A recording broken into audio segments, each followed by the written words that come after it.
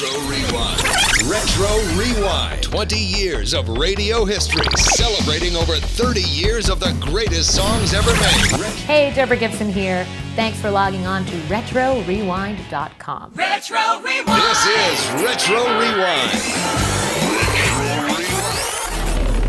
Hi everybody, Dave Harris from Retro Rewind. It's a pleasure to welcome back to the show Deborah Gibson. Thank you so much. It's been a while, Deborah. I know. It's been, I think, since 2000 or 01. Well, we have our mutual friend Scott Grimes, who I used to perform with as a little girl, like 12 years old, on a 2x4 stage in an ice cream parlor that was also a showcase for performing arts kids. So Yeah.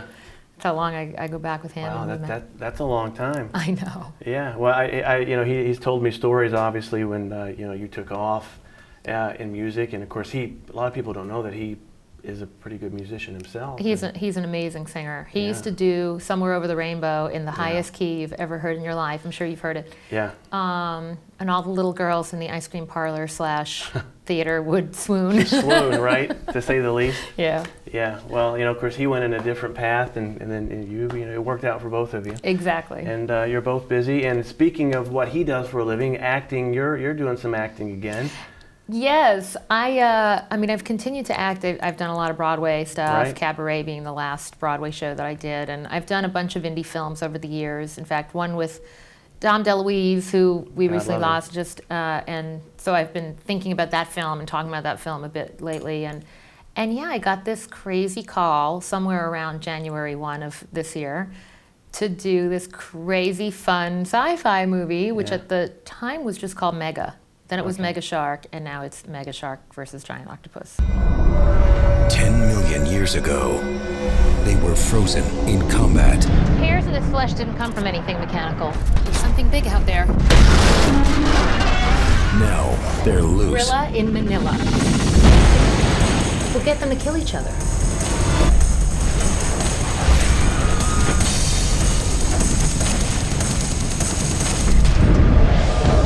It rises.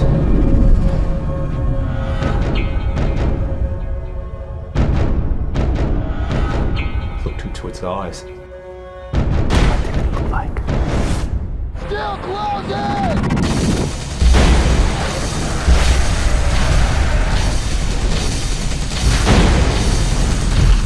Lorenzo Lamas, Deborah Gibson, We're dealing with a menace.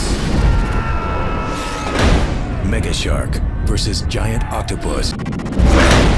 Because why not? Oh yeah, why not? It sounds almost Japanese, right? Kind of like the Godzilla, King It's Kong exactly like an thing. homage to those types of movies. And the throwback. writer-director, Ace Hannah, real name or not, you decide. Okay.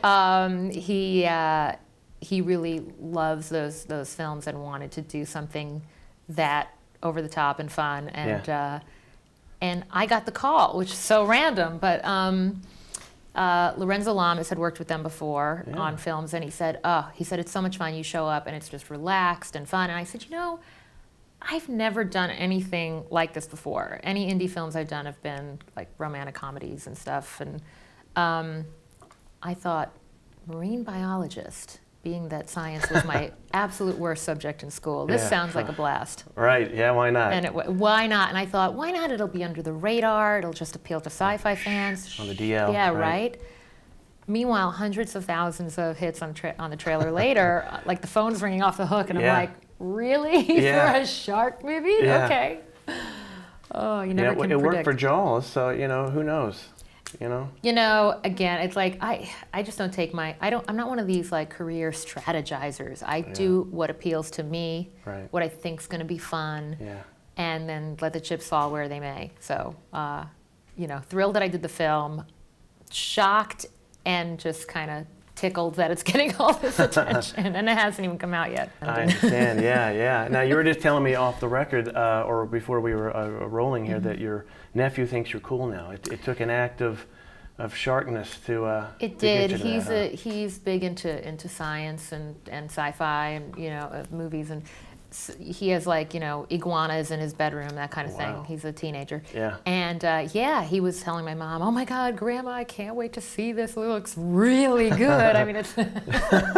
Meanwhile, he's not proud of or not as proud as your smash hits, but it's this that makes you cool. Yeah, huh? I have finally gotten credibility with the teenage boy sci-fi set. Hey, it takes, I don't know, maybe this is something that just kind of spins off. Maybe they do a part 2, and then he'll think you're doubly cool. Who I knows? know. I mean, I think that they need, I've said it in a couple interviews, but I think they need a giant lobster now to come back. That's an idea. And a crab. A Maybe crab, a lobster and crab. Let them fight. I actually want to write Mega Shark the musical.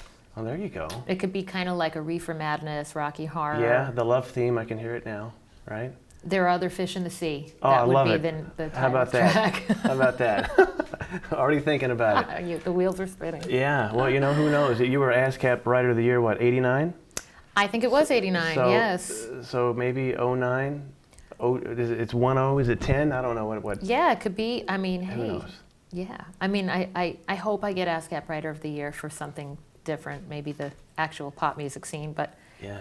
hey, you just never.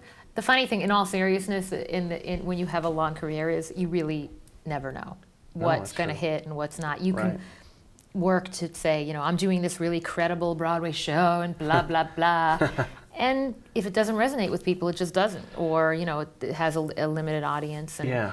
and then you do something you think, this is a fun way to spend the month of January, and Well, and how long did it take you to film it, to shoot it? it was just a few weeks. How about that?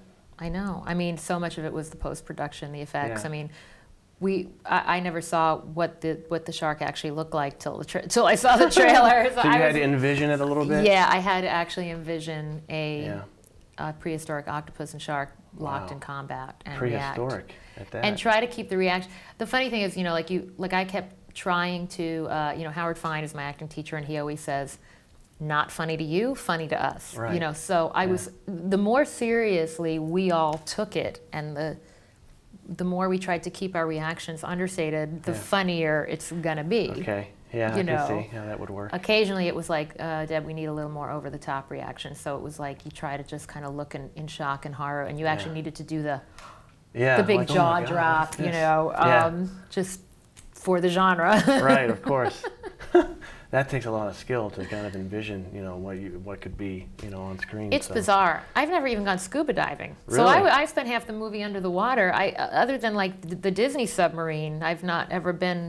How about I've really that? never even been Wow. underwater. You need to get out and be a little more adventurous I then. know. And I had like a week to prepare, like literally a week's notice. And I was like, you get on the internet and you learn as much as you can. Yeah. I mean, there was no time to Wikipedia. be method about it and like Right. call my Navy friends and say, hey, can you take me down a submarine? Yeah.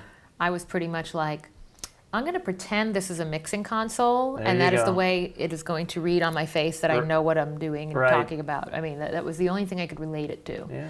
And like Atari, because it was like a joystick to control old the school, submarine. 1981, huh? Okay. Oh, yeah.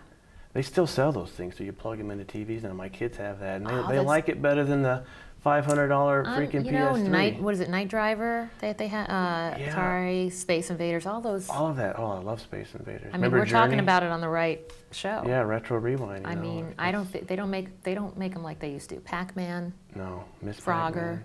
Oh, Frogger's still Donkey good. Kong. Yeah.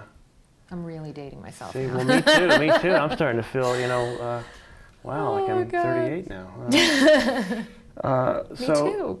Right? Yeah, we're the same age, and but we look good. You look good. You know what? For sure. I would never want to be 22 again. It's funny because people think, I always get a kick out of the fact that people think they know when the best time in your life was.